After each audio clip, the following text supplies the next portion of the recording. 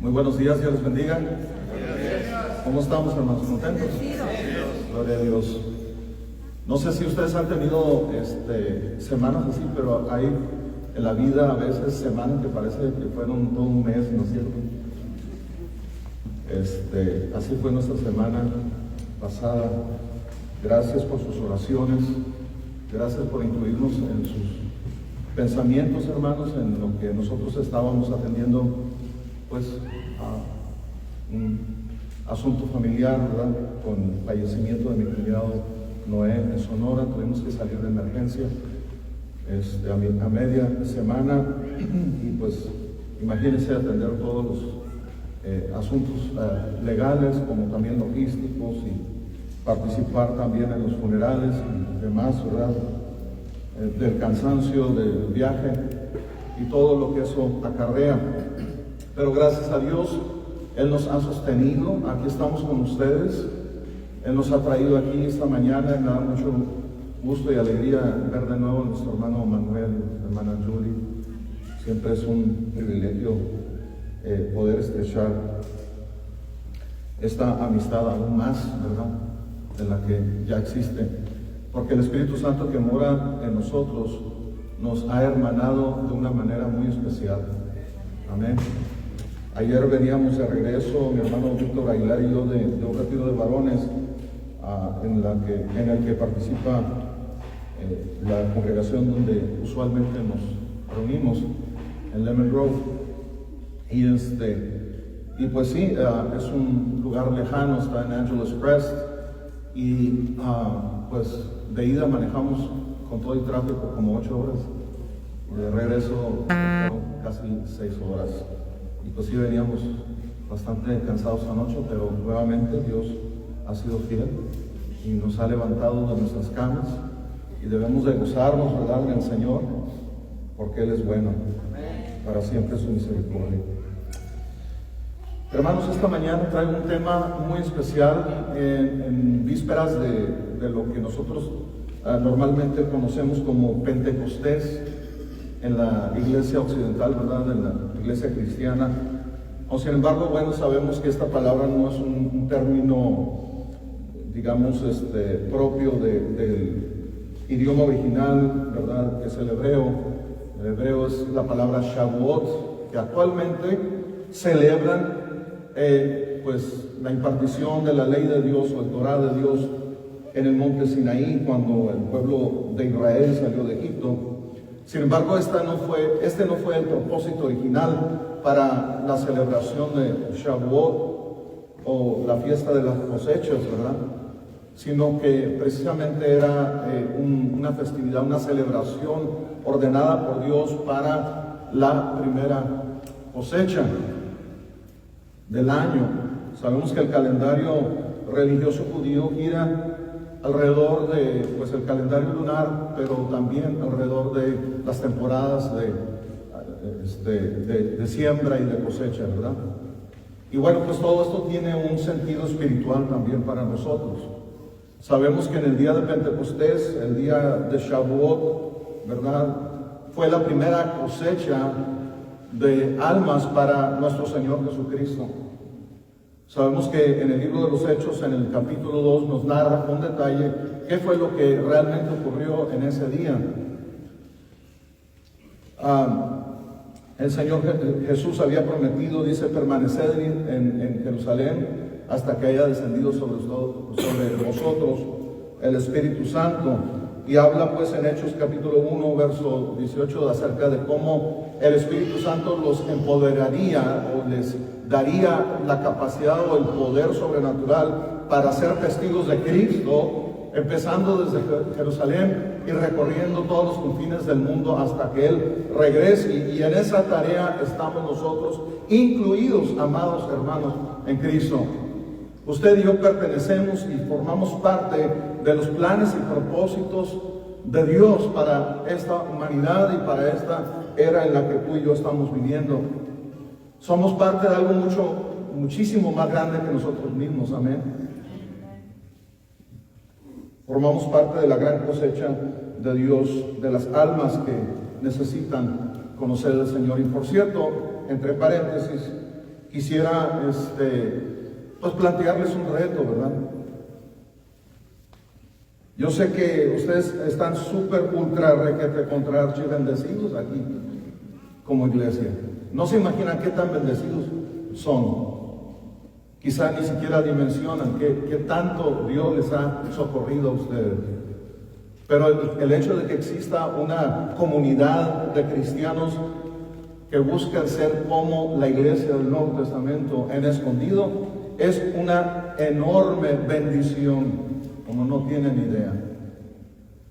Pero de la misma manera, hermanos, urge expandir nuestra visión y ver más allá de escondido. Urge una comunidad así en Riverside. Urge una comunidad así en San Diego. Usted dirá que no hay muchas congregaciones, sí, pero no todas buscan ser conforme al modelo del Nuevo Testamento. Entonces, hermanos, yo les ruego y les suplico en el amor de Cristo que pongan este reto en oración. Que Dios levante nuevos ministerios, que salgan de aquí, de esta congregación, bendecidos y pues ordenados, ¿verdad? Enviados por ustedes, no solo a Escondido, pero al resto del condado y más allá del condado. En el nombre de Cristo les reto en el amor del Señor, que lo pongan en oración. Vamos a abrir nuestras Biblias en Mateo capítulo 3, donde nos hizo el favor nuestro hermanito, ¿verdad?, que tan hermosamente dio lectura a la palabra esta mañana. Me dio envidia, sinceramente. Wow, dije yo, qué propio para leer, ¿verdad? Qué bendición para los padres tener un hijo así. Dios les bendiga grandemente. Mateo capítulo 3. Y vamos a estar leyendo el verso 1 al 12. Cuando lo tengan, digan amén. Amén. Y dice así la palabra del Señor. En aquellos días vino Juan el Bautista predicando en el desierto de Judea y diciendo: arrepentíos, porque el reino de los cielos se ha acercado. Pues este es aquel de quien habló el profeta Isaías cuando dijo: voz del que clama en el desierto, preparad el camino del Señor, enderezad sus sendas. Y Juan estaba vestido de pelo de camello y tenía un cinto de cuero alrededor de sus lomos, y su comida era langostas y miel silvestre. Y automáticamente él dice: no, pues vivía la gran vida, ¿verdad? Comía langostas. No se refiere a la langosta del mar, ¿verdad? Se refiere a los chapulines, ¿verdad? Grillos que le llaman nosotros, ¿verdad? Y salía a él Jerusalén y toda Judea y toda la provincia de alrededor del Jordán, y eran bautizados por él en el Jordán, confesando sus pecados. Al ver él que muchos de los fariseos y de los saduceos venían a su bautismo, les decía: generación de víboras, ¿quién os enseñó a huir de la ira venidera? A Juan nunca lo hubieran escogido como pastor titular de ninguna iglesia en este tiempo, ¿verdad? Para nada. Ni siquiera iba a llegar a la primera entrevista, ¿verdad? Dice: haced pues frutos dignos de arrepentimiento, y no penséis decir dentro de vosotros mismos: a Abraham tenemos por padre, porque yo os digo que Dios puede levantar hijos a Abraham aún de estas piedras. Y ya también el hacha está puesta en la raíz de los árboles.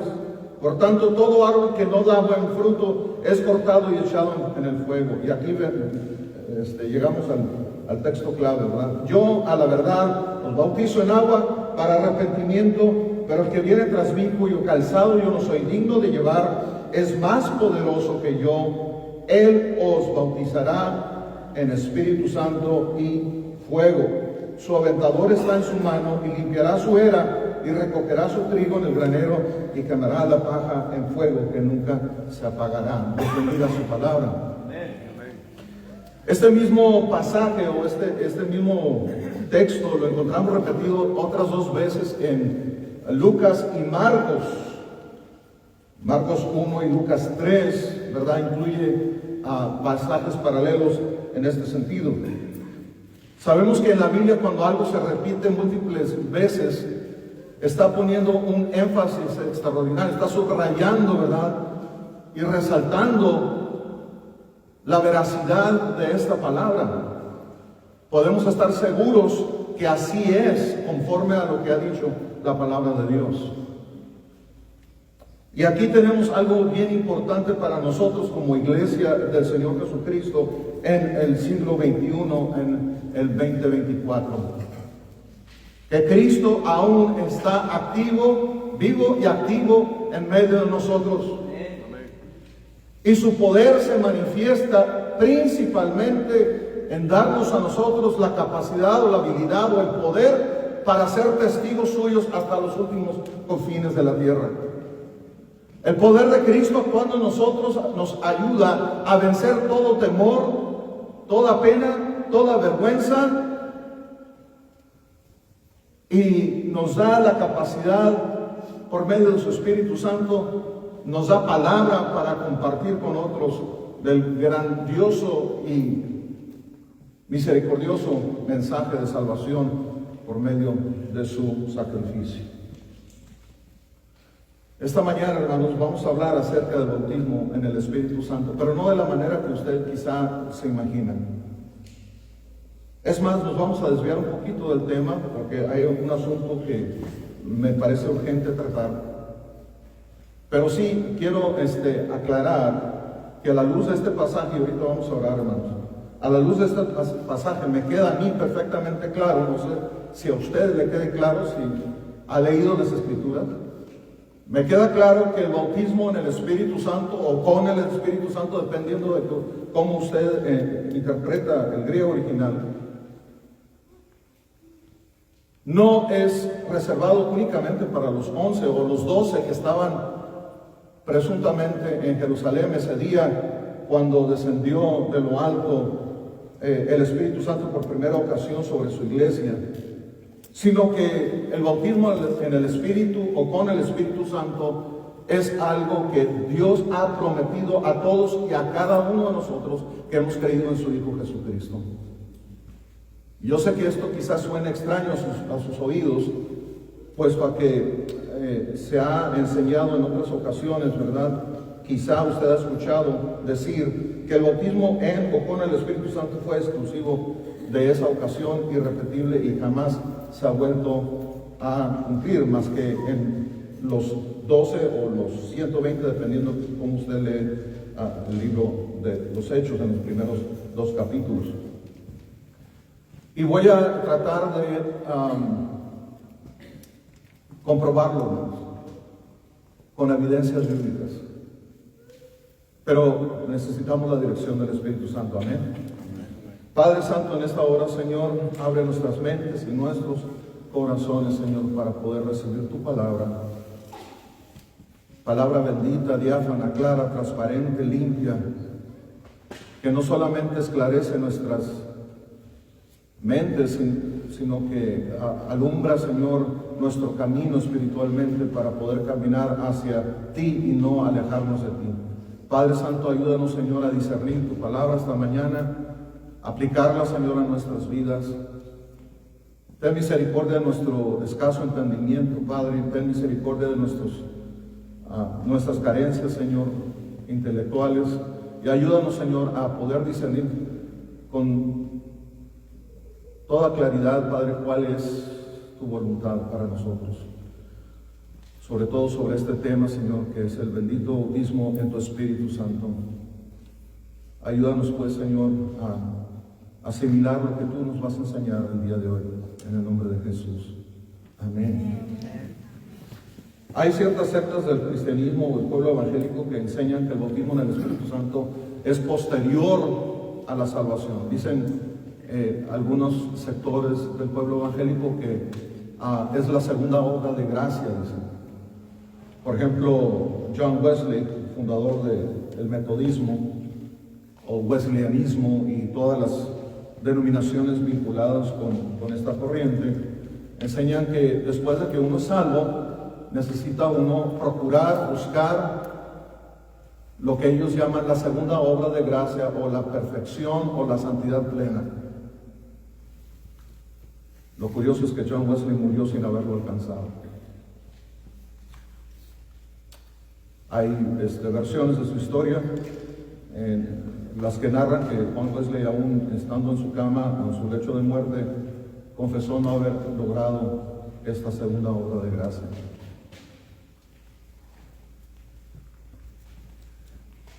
Hay algunos grupos, sobre todo de índole pentecostal, pentecostés, que enseñan que uno necesita, ¿verdad? Después de ser salvo, uno necesita, pues, orar, ayunar y buscar este bautismo en el Espíritu Santo, ¿verdad? Con la evidencia del hablar en lenguas.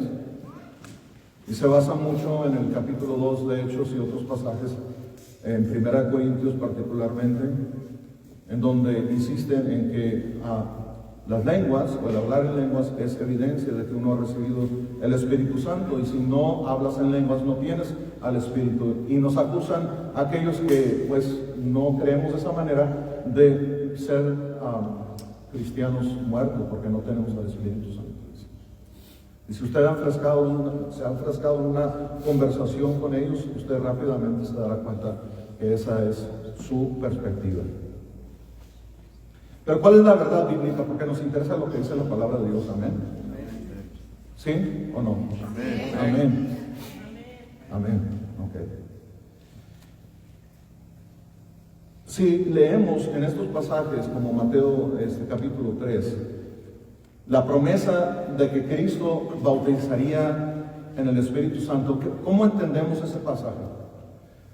Lo entendemos como algo que se cumplió única y exclusivamente en las personas de los 11 o los 120, dependiendo de cómo usted lea el libro de Hechos. Yo lo entiendo como los 120, pero bueno, no vamos a debatir sobre ese tema ahora. Pero ¿cómo usted entiende esta promesa? Yo quiero retar su pensamiento esta mañana. Precisamente fue un anciano de las Iglesias de Cristo que me abrió el entendimiento sobre estos pasajes y otros relacionados, cosa que es interesante debido a que pues yo, como les he testificado en otras ocasiones, me vi inmiscuido en el movimiento pentecostal carismático durante un periodo de 3 años a principios de los 80s.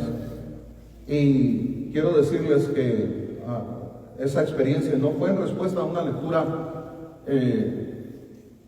asidua de la palabra de Dios, sino que fue más bien como un manipuleo emocional en mi vida en ese momento que me indujo a esa experiencia. Ahora lo veo así. Por eso, hermanos, recalco la importancia que tiene el basar todas nuestras convicciones en la palabra de Dios. Que sea la palabra de Dios la que informe nuestra conciencia y nuestro criterio, y no nuestra experiencia. Amén. Porque todos hemos tenido diferentes tipos de experiencia. Alguien puede tener un sueño, puede tener lo que presuntamente se pudiera llamar una especie de visión o premonición, o qué sé yo, ¿verdad? Todos tenemos diferentes experiencias, pero no todas las experiencias vienen de Dios. Amén. Hay experiencias que el enemigo también trae a nuestras vidas. Yo creo que todos nosotros podemos testificar de ello, pero lo importante es que no basemos nuestro criterio cristiano en experiencias, sino en la palabra de Dios. Bueno, basta y sobra con ese énfasis. Vamos a leer este pasaje en contexto y otra vez, hermanos, el Señor me está llevando por otro rumbo. No estoy siguiendo el bosquejo. Vamos a analizar entonces en su contexto este pasaje, amén. Que sea el contexto el que nos dice el sentido. Aquí el Señor Jesucristo es presentado por Juan el Bautista como aquel que es más poderoso que él. Juan el Bautista era el último y más grande de los profetas, según lo que el mismo Señor Jesús testifica. Sin embargo, Juan el Bautista nunca habló en lengua. Nunca sanó a nadie. Nunca obró milagros. Y sin embargo, Jesús dice, no ha habido otro más grande que él. Por lo tanto, debemos de concluir, hermanos, solamente en base a eso, de que no son los milagros o las señales o los prodigios los que determinan nuestra calidad espiritual delante de Dios. Amén. O quiénes somos realmente delante del Señor. Como muchos usan estas como ¿verdad? Señales o símbolos de su hiper espiritualidad, o como señales de que somos más espirituales que los demás, porque hablo lenguas, porque profetizo, porque tumbo gente, porque etc. Segundo, hermanos, Juan describe que define que su bautismo, su obra, su ministerio es para arrepentimiento. Algo fundamental de lo que debemos entender o extraer de este pasaje es que el arrepentimiento es indispensable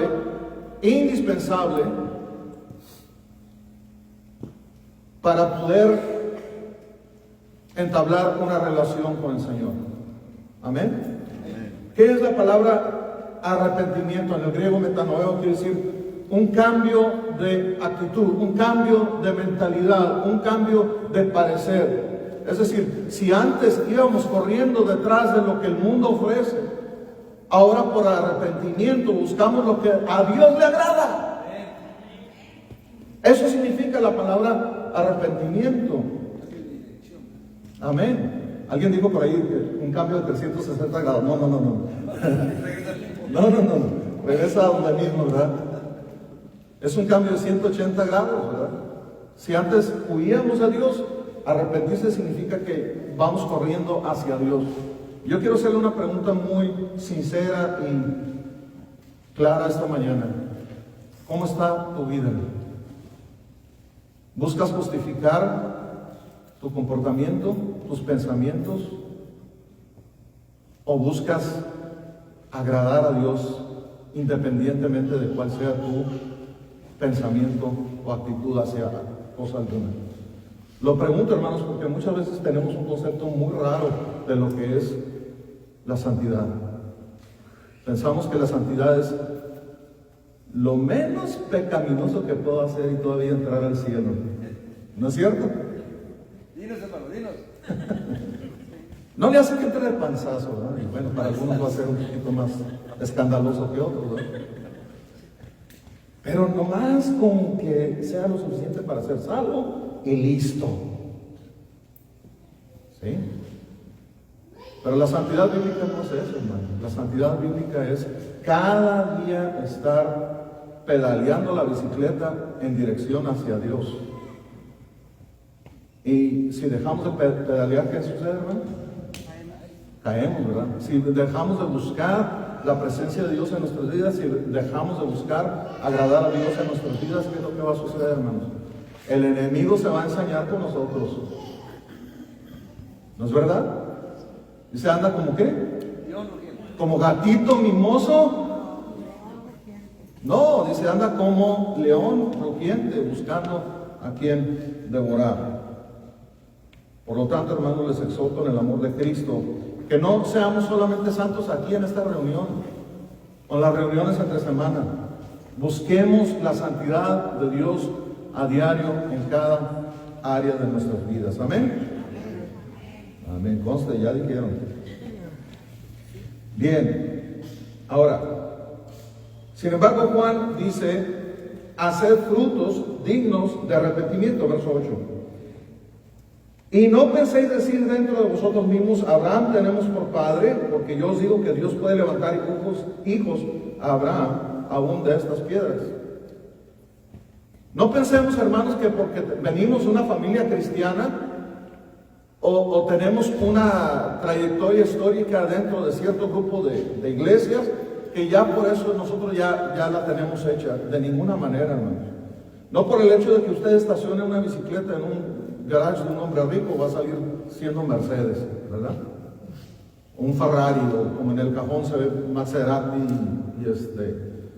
y todo tipo de carro de lujo. No, hermanos. Esto es algo infinitamente mayor que eso. Y luego leemos, dice, y ya también el hacha está puesta a la raíz de los árboles. ¿De qué está hablando aquí Juan el Bautista? ¿De qué está hablando? Está hablando del juicio de Dios. El hacha está puesta en la raíz de los árboles. Es una metáfora para el juicio de Dios. Es decir, va a venir el día, hermanos, ciertamente, cuando Dios va a juzgar a este mundo.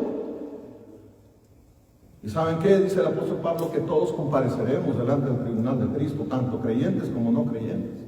Los creyentes, hermanos, vamos a comparecer para la repartición de los galardones de Dios, según lo que hayamos hecho en la carne. Y los incrédulos, hermanos, estarán compareciendo para juicio de Dios y condenación eterna. ¿De qué lado está usted esta mañana? Porque, hermanos, ciertamente nosotros podemos pensar, esto va a tardar mucho en suceder, por lo tanto yo puedo echar una canita al aire mientras. No, hermanos. Quien piensa así, piensa en vano. El juicio de Dios está en nuestras vidas a diario. ¿No dice el autor de Hebreos cuando dice que el Señor al que ama disciplina? Y aquel que es disciplinado no se considere maldecido por Dios, sino al contrario. Porque somos disciplinados quiere decir que Dios aún nos ama y nos toma en cuenta como hijos. De otra forma seríamos, dice la misma palabra, no digo yo, dice seríamos bastardos, malnacidos, hijos ilegítimos. Y no es para ofender, así es como lo plantea la palabra del Señor.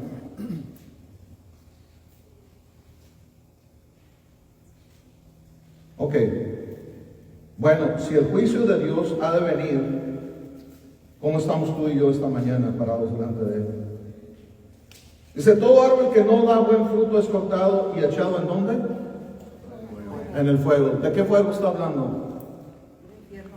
Del infierno, ¿verdad? Del Gehenna, del lago de fuego y azufre que arde eternamente y tortura a aquellos que están en él, incluyendo el diablo y sus ángeles. ¿Sabían ustedes que el lago de fuego aún no está habitado? Ah, caray, entonces ¿a dónde van los incrédulos?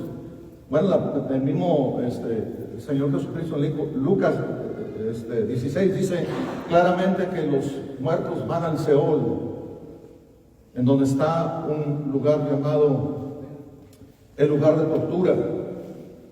Es la antesala del infierno. Y ahí es donde, ¿verdad?, van aquellos que rechazan o rehuyen de Dios. Pero a partir de la resurrección de nuestro Señor Jesucristo, dice Efesios que Él llevó cautiva la cautividad. Y también sabemos que a la luz de 1 Pedro 3:21, versículos antes, dice que Él descendió a las partes más bajas de la tierra para predicar el Evangelio a los espíritus encarcelados. Sabemos que cuando Jesús resucitó, Él llevó lo que en Lucas 16 conocemos como el seno de Abraham, como el Seol o el lugar o el compartimiento en donde estaba Lázaro, ¿verdad? Por diosero, ¿verdad? Pero también está Abraham, obviamente, porque se le llama seno de Abraham. Cuando Cristo resucita, Él desciende a las partes más bajas de la tierra, no para ser torturado por los demonios como algunos enseñan, porque Cristo completó su obra redentora en la cruz, cuando dijo consumado es, y lleva cautiva la cautividad a la presencia misma del Señor, para estar con Él para siempre. Por lo tanto, En 2 Corintios leemos que estar ausentes del cuerpo es estar presentes al Señor. Gracias a la obra que Cristo hizo en la resurrección, es que nosotros ahora tenemos promesa de que al morir en Cristo, nosotros vamos directamente no al Seol o al seno de Abraham, sino que ahora por la obra de Cristo, por la obra redentora de nuestro amado pastor y amante de nuestras almas, nosotros, tú y yo, podemos estar confiados plenamente que al morir vamos a la misma presencia del Todopoderoso Yahvé, que es el creador de los cielos y la tierra y el que ama infinitamente nuestra alma.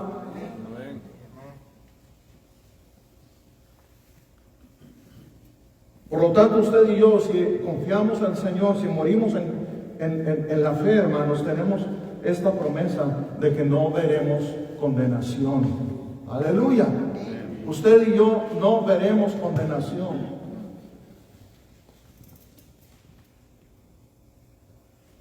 Por lo tanto, este juicio del que habla con fuego no es para usted y para mí, porque hemos creído en el Señor Jesucristo. Dice: yo la verdad os bautizo en agua para arrepentimiento, pero el que viene tras mí, cuyo calzado yo no soy digno de llevar, es más poderoso que yo. Él os bautizará en Espíritu Santo y fuego. Y bueno, automáticamente algunos grupos enseñan que no solamente necesitamos el bautismo en o con el Espíritu Santo, sino que también necesitamos otro bautismo, que es el bautismo con fuego. No todos los grupos pentecostales enseñan esto, pero algunos sí. Y uno se pregunta, ¿de qué fuego está hablando aquí? Pues es el mismo fuego que habló en el versículo anterior. Está hablando del juicio de Dios.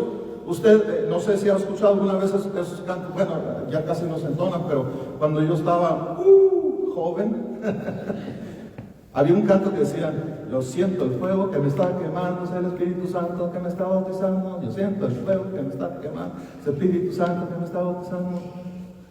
Hermanos, vamos todos a pedir el fuego de Dios.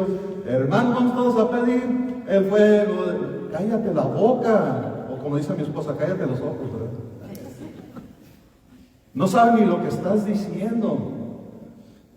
Aquí no se trata de un fuego del Espíritu Santo. Aquí se trata del juicio o la condenación de Dios. ¿Cómo lo sabemos? Porque el versículo anterior se refiere al fuego como juicio de Dios. Amén. ¿Y a qué se refiere el versículo que sigue? Por eso debemos de leer el contexto, hermano. ¿De qué está hablando en el texto, el versículo 12? Dice: su aventador está en su mano. ¿Qué es un aventador?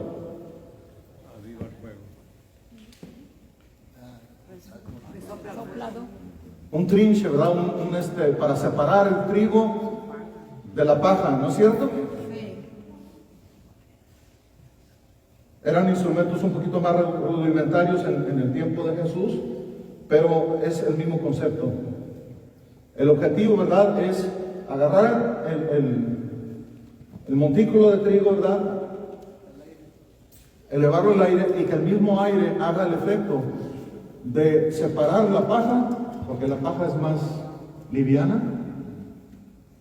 Cuidado con el cristianismo liviano, el cristianismo light.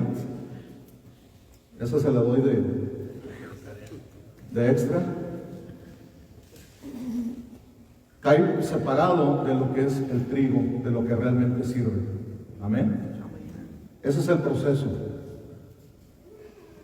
Entonces dice: su aventador está en su mano. Él está separando ¿qué? El trigo de la paja.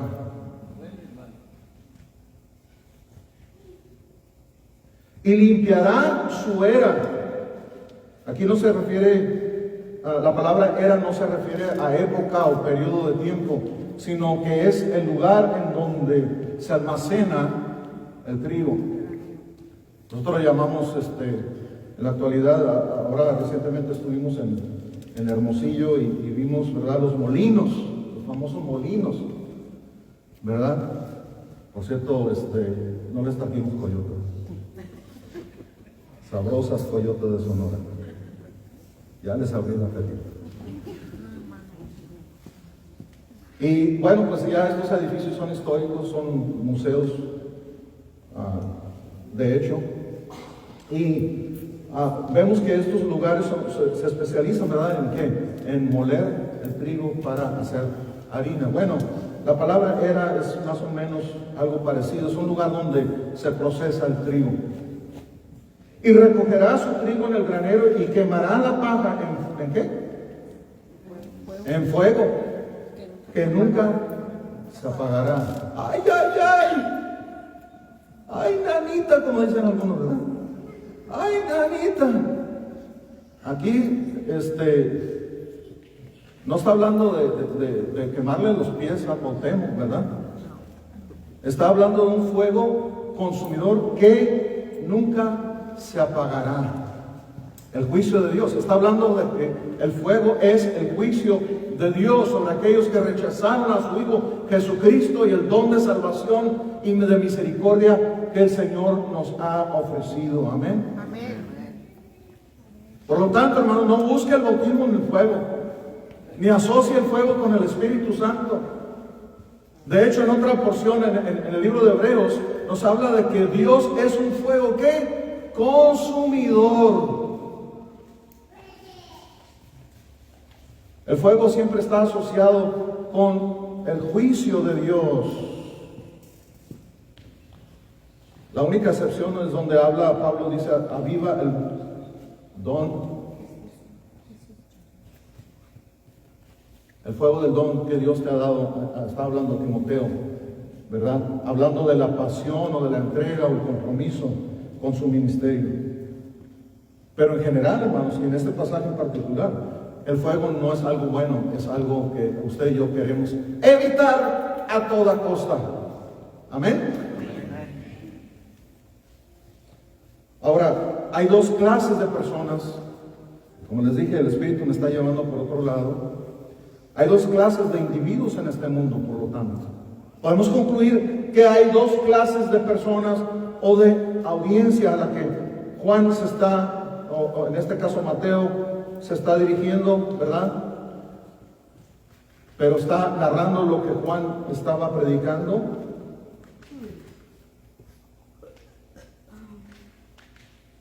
Hay dos clases de personas en el mundo.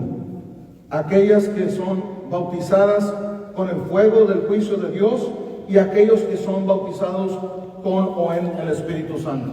No hay de otra.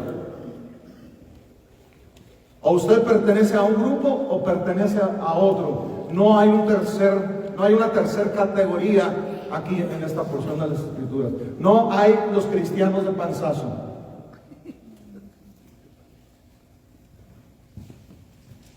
O como dirían en la escuela, los de D-, ¿verdad?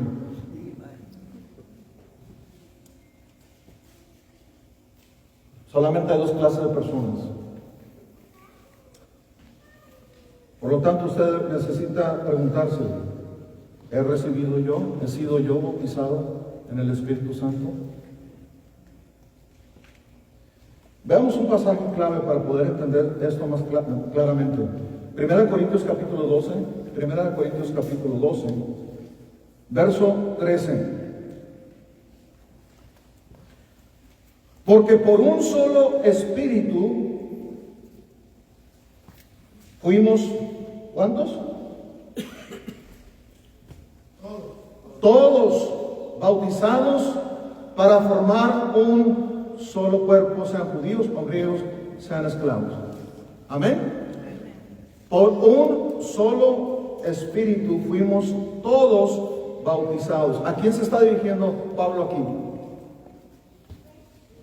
Se está dirigiendo a los cristianos en Corinto, ¿no es cierto? Por lo tanto, hermanos, podemos deducir con toda confianza que todo cristiano nacido de nuevo debe de haber sido bautizado en el Espíritu Santo. Amén. Es una promesa universal para todo creyente. Pero hermano Felipe, ¿de qué me está hablando usted? Bueno, veamos en Juan 3.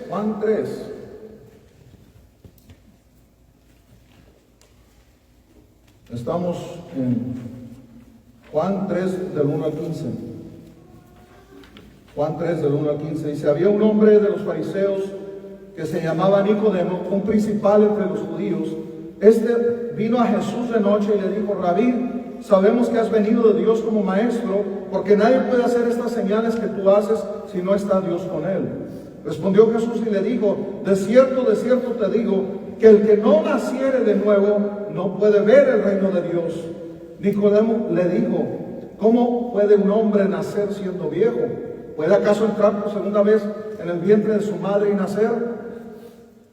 Obviamente Jesús estaba hablando de un nuevo nacimiento espiritual, no un nacimiento nuevo físico. Dice, respondió Jesús: de cierto te digo, que el que no naciere ¿de qué? Del agua y del espíritu no puede entrar en el reino de Dios. Lo que es nacido de la carne, carne es, y lo que es nacido del espíritu, espíritu es. No te maravilles de que te dije: os es necesario nacer de nuevo. El viento sopla de donde quiere y oye su sonido, mas ni sabes de dónde viene ni a dónde va. Así es todo aquel que es nacido del Espíritu. Es decir, el nuevo nacimiento del Espíritu no es un nuevo nacimiento que es medible físicamente. No podemos tomar medidas, ¿verdad? Dimensiones, analizar la física del nuevo nacimiento en el Espíritu, no, porque es un nacimiento espiritual. Es algo que ocurre dentro de usted y de mí cuando nosotros nacemos de nuevo en Cristo Jesús. Es algo que recibimos por fe, porque no lo vemos, pero lo recibimos por fe, porque es promesa de Dios.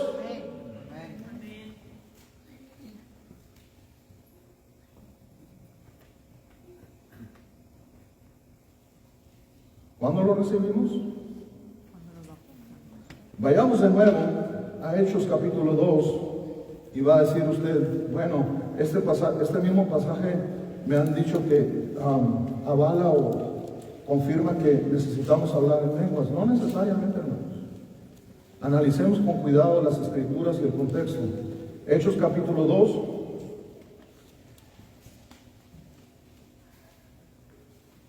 Después de que el apóstol Pedro haya predicado el primer mensaje evangelístico y después de que le interrumpieran los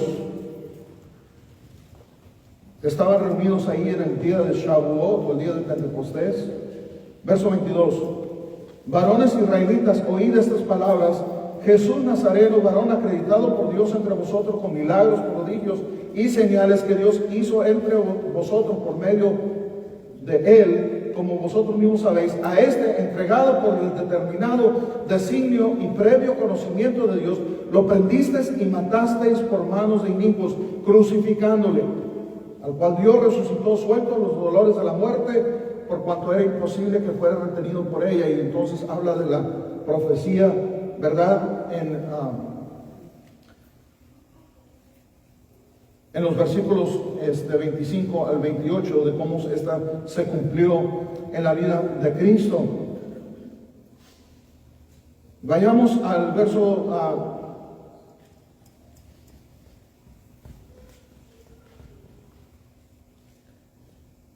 37.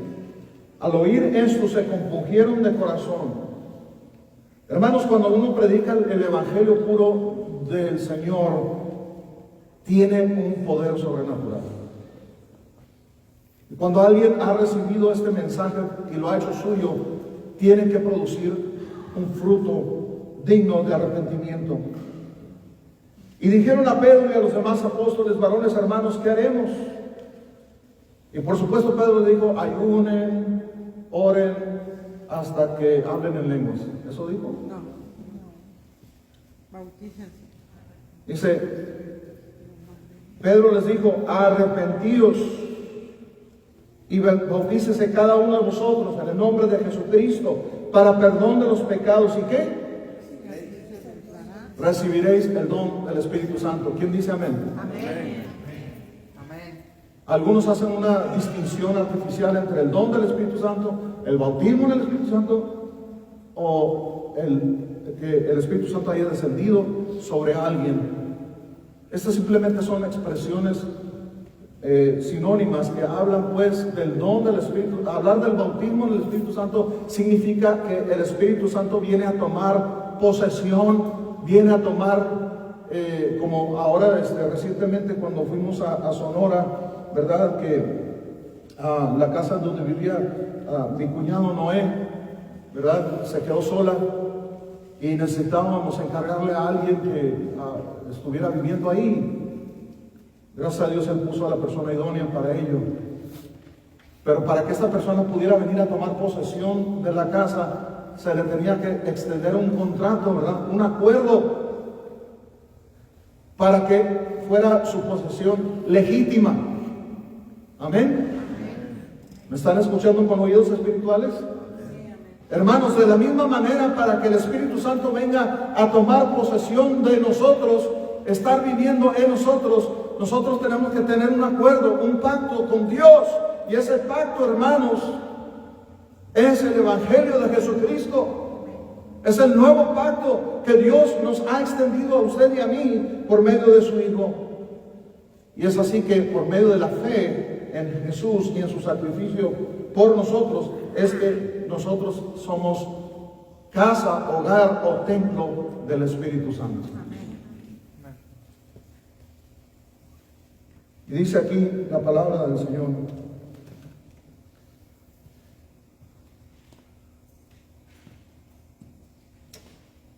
Verso 43.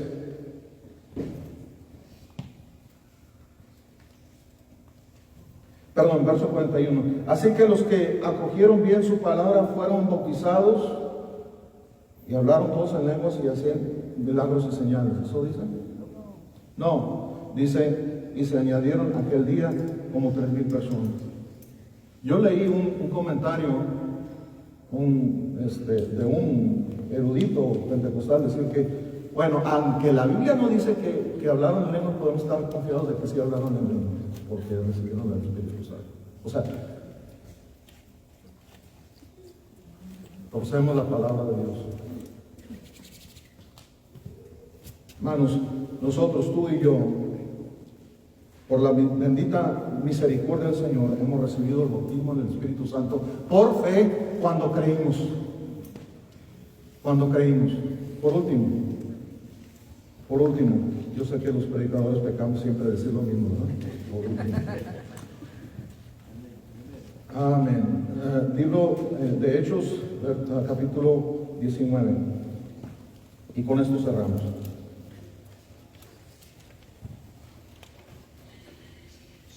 Cuando lo tengan, digan amén. Hechos 19. Aconteció que mientras Apolos estaba en Corinto, Pablo, después de recorrer las regiones altas, vino a Éfeso y hallando a ciertos discípulos les dijo: ¿recibisteis el Espíritu Santo cuando creísteis? ¿Cuál es la implicación? La implicación es de que normalmente recibimos al Espíritu Santo cuando creemos. Amén. Y bueno, pues esto de creer significa todo lo que implica recibir las promesas del Señor en el acto del bautismo, ¿verdad? Y ellos le dijeron: ni siquiera hemos oído si hay Espíritu Santo. Entonces dijo: ¿en qué pues fuisteis bautizados? Ellos le dijeron: en el bautismo de Juan. Ahora sabemos por el primer pasaje que leímos que el bautismo de Juan era ¿para qué? Arrepentimiento. Por ende, el bautismo de Cristo es ¿para qué? Para salvación, para perdón de pecado. ¿No dijo eso Pedro en el día de Pentecostés? Dijo Pablo: Juan bautizó con bautismo de arrepentimiento, diciendo al pueblo que creyesen en aquel que vendría después de él, esto es, en Jesús, el Cristo. Cuando oyeron esto, fueron bautizados en el nombre del Señor Jesús. Y nótese, aprovechando la ocasión, dice: y habiéndoles impuesto Pablo las manos, vino sobre ellos el Espíritu Santo, y hablaban efectivamente en lenguas y profetizaban. Es decir, por las manos del apóstol Pablo, ellos recibieron estos dones milagrosos del Espíritu. Y esto confirma una vez más que el bautismo en el Espíritu Santo no es lo mismo que los dones del Espíritu, porque los dones eran impartidos por los apóstoles en vísperas de la plena revelación del Nuevo Testamento. Y de eso vamos a hablar en otra ocasión de cómo la Biblia ha sido no solo revelada, sino confirmada, ratificada y sellada por el Espíritu Santo. Oremos. Padre Santo, en esta hora, Señor, te ruego, Señor, que este mensaje no haya caído sobre oídos sordos, sino que aquellos que quizás en algún momento teníamos confusión sobre qué significa esto del bautismo en el Espíritu Santo, podamos tener menos dudas de que hemos recibido esta promesa por fe y que ya nos pertenece. Ayúdanos a caminar, a andar en esta nueva vida, Señor, del nuevo nacimiento.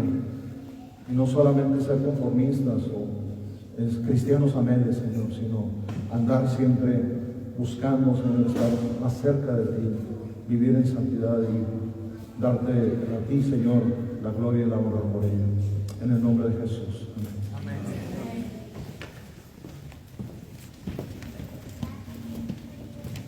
Nos ponemos en pie para cantar el último canto y hermanos, gocen en este día porque